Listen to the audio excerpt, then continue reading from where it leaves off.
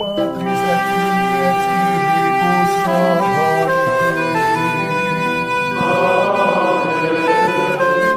Dominus vobiscum. Sahabat peradaban kasih ekologis yang terkasih, selamat berjumpa dalam renungan harian bersama saya melalui channel ini. Semoga panjenengan selalu sehat, tetap semangat tanpa sabar, dan selalu bahagia, kebahagiaan yang bersumber dari Tuhan Allah kita. Mari kita awali perjumpaan kita dengan bersatu di dalam doa. Allah Bapa yang Maha Pengasih dan Penyayang, kami bersyukur kepadamu karena teladan yang diberikan oleh Yesus Kristus Putramu yang mempersembahkan waktu untuk berdoa hanya kepadamu. Bersamamu, Yesus Kristus menjadi pendamai bagi kami di saat kami mengalami gelombang badai kehidupan. Semoga kami senantiasa mengandalkan kekuatannya dalam kehidupan ini, dalam iman yang semakin teguh, harapan yang semakin kuat, dan cinta yang semakin berkobar kepadamu, kepada sesama, dan kepada alam semesta, kini dan sepanjang segala masa. Amin. Sahabat peradaban kasih ekologis yang terkasih, mari kita baca Injil Yohanes bab 6 ayat 16 sampai 21. Setelah mempergandakan roti dan memberi makan 5.000 orang, Yesus mengundurkan diri ke gunung. Ketika hari sudah mulai malam, murid-murid Yesus pergi ke danau, lalu naik ke perahu dan menyeberang ke Kapernaum. Ketika hari sudah gelap, Yesus belum juga datang mendapatkan mereka, sedang laut bergelora karena angin kencang.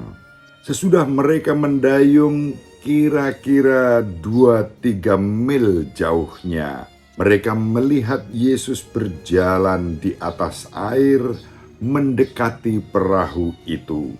Maka ketakutanlah mereka. Tetapi Yesus berkata kepada mereka, "Ini aku, jangan takut."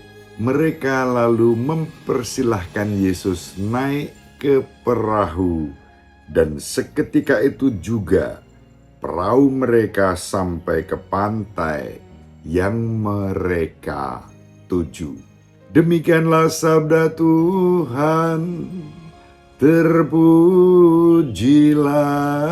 Kristus. Sahabat peradaban kasih ekologis yang terkasih, mari kita renungkan Injil pada hari ini dalam kaitannya dan konteksnya dengan Injil sinoptik, khususnya Injil Matius dan Markus. Ada beberapa detail yang kita temukan dari kisah yang diwartakan Santo Yohanes pada hari ini, dan itu ada dalam Injil Matius dan Injil Markus. Setelah Yesus memberi makan 5.000 orang, Injil Matius memberitahu kita bahwa Yesus menyuruh para muridnya naik ke perahu dan mendahului Yesus ke seberang. Itu bisa kita baca dalam Injil Matius bab 14 ayat 22. Sesudah itu Yesus mengundurkan diri ke gunung. Itu apa? Sebagai sang putra, Yesus mengundurkan diri ke gunung menyendiri untuk berdoa. Yesus biasa berdoa di pagi hari, juga di tengah hari, dan di malam hari. Bahkan dalam tanda kutip, Yesus begadang, berdoa sampai larut malam. Sahabat peradaban kasih ekologis yang terkasih, Yesus meninggalkan para rasul seakan-akan dalam kegelapan dan perjuangan mereka di dalam perahu yang terombang-ambing oleh ombak dan gelora angin kencang. Meminjam catatan Santo Markus bab 6 ayat 48 dikatakan kira-kira pukul 3 malam menjelang pagi, Yesus menjumpai para murid-Nya dengan berjalan di atas air. Sahabat peradaban kasih ekologis yang terkasih, para murid ketakutan, tetapi Yesus meneguhkan dan menguatkan mereka dengan firman, "Inilah aku, jangan takut." Yesus menjumpai para murid-Nya yang terombang-ambingkan gelora lautan dan badai kehidupan.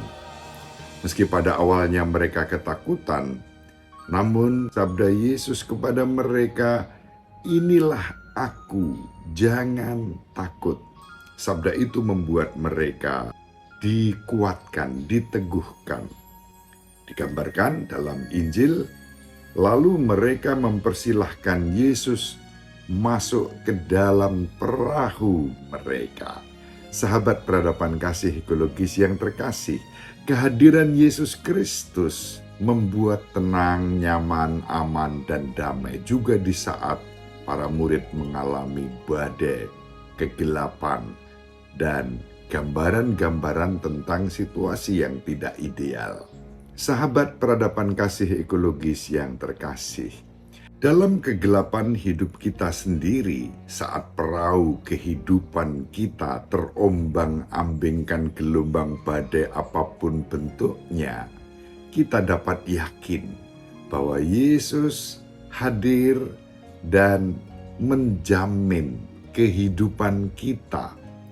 Yesus tahu hati kita yang cemas karena badai yang mengganggu kedamaian kita. Badai itu bisa berupa kekecewaan, kemarahan, kecemburuan, ketakutan, dan kesepian.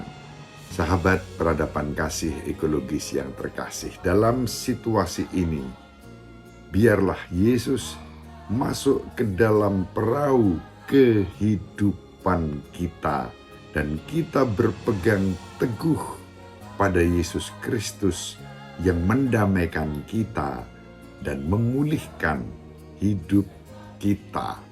Bersama Yesus, kita mengalami badai kehidupan itu menjadi kesempatan untuk bertumbuh di dalam iman, harapan, dan cinta kepada Bapa, kepada sesama, dan kepada alam semesta.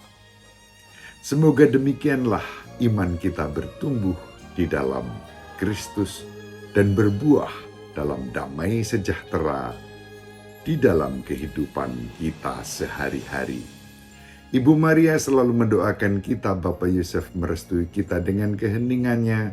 Semoga panjenengan semua sahabat peradaban kasih ekologis yang terkasih, bersama seluruh anggota keluarga dimanapun berada, dibimbing, dilindungi, dan diberkati oleh Allah yang Maha Kuasa, Bapa dan Putra, dan Roh Kudus.